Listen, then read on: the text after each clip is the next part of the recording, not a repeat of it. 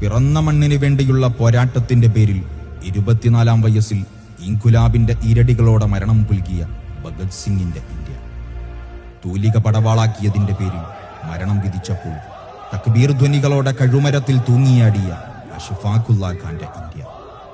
വെള്ളക്കാരൻ നീട്ടിയ സുഖലോലുപതയുടെ വാഗ്ദാനങ്ങൾ വലിച്ചെറിഞ്ഞ് അർദ്ധനഗ്നനായ ഫക്കീറിനെ പോലെ അലഞ്ഞ് ഒടുവിൽ സ്വന്തം രാജ്യത്തെ ഒരു വർഗീയ ഭ്രാന്തന്റെ വെടിയുണ്ടകളേറ്റു പിടഞ്ഞു വീണ പാവം ബാപ്പുവിന്റെ ഇന്ത്യ.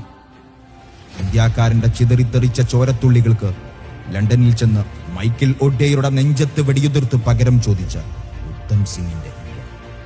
സ്വാതന്ത്ര്യത്തിന് വേണ്ടിയുള്ള വാക്പോരിൽ ചോര തുപ്പിയ മൗലാന മുഹമ്മദ് അലി ജൗഹറിന്റെ ഇന്ത്യ.